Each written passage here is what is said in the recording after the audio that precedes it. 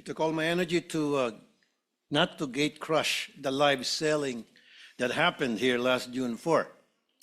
The way it happened, the way it was handled, the statements being made. Gusto ko lang talagang pumunta dito, hindi naman po ako invited doon sa conference nila na yon. I waited for today's hearing to confront the resourceful persons they presented. Let me call on them 18 kargador. Kasi nga po, nagkakarga sila ng mga mali-maletang pera, sabi nga nila.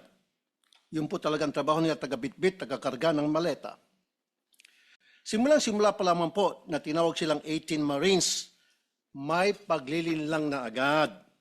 Yung bansag na 18 Marines sa isang paraan upang pabanguhin sila sa publiko.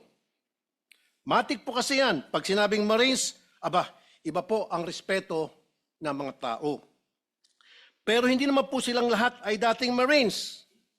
At mahigit kalahati sa kanila ay discharged without honors or dishonorably discharged from service for various offenses. Ibig sabihin, palpak sila. And so, the people using them portray them as heroes. God damn. Sabi nga ng isa sa mga senador na dumalo nung araw na yon, bayani daw po sila. Pero nakakaya naman po sila sa iba nating mga bayani.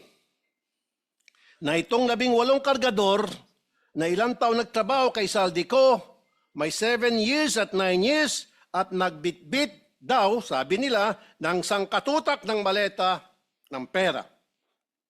At bigla na lang tinubuan ng konsensya at ngayon ay naninira ng buhay ng mga inosenteng tao, ay tatawagin nating bayani. Pasensya na. Hindi ako papayag na matabi ang mga sinungaling nito kila Jose Rizal, Andres Bonifacio at mga dakila nating OFWs.